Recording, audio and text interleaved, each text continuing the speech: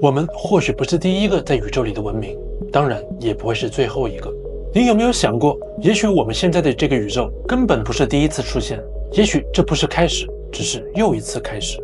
有科学家提出一个大胆的理论，宇宙其实在重复播放，像一部循环播放的电影那样，而我们现在的这一场就叫做第 N 次。今天我们就来聊一聊，如果宇宙真的在循环，你我又意味着什么？我们从小就学过，大爆炸的那一刻，宇宙从一颗极小、极热、极密的点，砰的一声炸开，时间、空间、能量、物质从那一刻开始诞生，星系扩张，恒星燃烧，行星形成，最终出现了生命。听起来就像一个从零到有的故事，对吧？可问题是，为什么会有那一次？为什么不是再早一点？如果大爆炸真的是第一次，那它之前又是什么？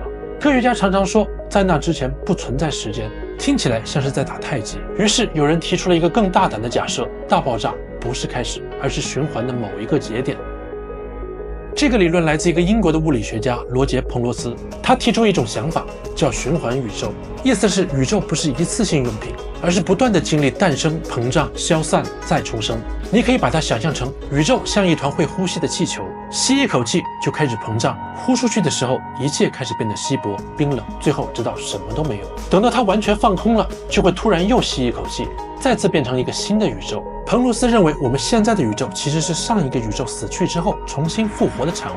上一个宇宙的最后，所有信息被拉得非常远，所有的物质几乎都消失殆尽，只剩光和引力波这些无质量的东西。在那种状态下，时间、空间的意义已经变得模糊，然后砰的一声，新的大爆炸就发生了，就像一场电影播完之后，画面渐渐变白，而下一次播放又从那道白光中开始一样。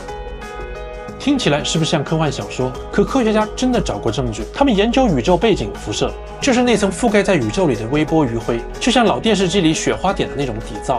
有人声称这种微弱的信号中出现了一个又一个的同心圆，就像石头被扔进水面里激起的那层涟漪。他们怀疑那层涟漪可能是上一个宇宙黑洞爆炸留下的印记。当然，这个说法到现在还没有得到证实，也有不少科学家认为那些图案只是随机的噪音。但即便如此，这个理论仍然非常有想象力。他们让我们第一次有了宇宙也会死，也会重生的概念。如果这是真的，那就意味着我们并不是宇宙的第一代人类，在我们之前可能已经有无数个宇宙、无数种文明经历了兴起与消亡，他们的世界也许早就变成了这片空旷星空的一部分，而我们这一代也许终将融入下一次的循环。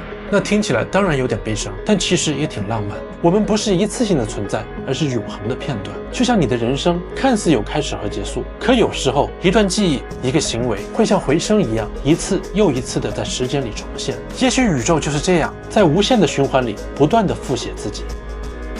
当然，这个理论也有很多反对的声音。有人说它缺乏足够的证据，也解释不了熵的问题，也就是说没有解释宇宙如何从混乱重新变得有序。还有人说这更像是一个哲学想象，而不是科学模型。但也正是因为这些问题，它才变得那么的迷人。它提醒我们，宇宙远比我们想的更复杂，真相可能并不是非黑即白，而是一场无穷无尽的循环。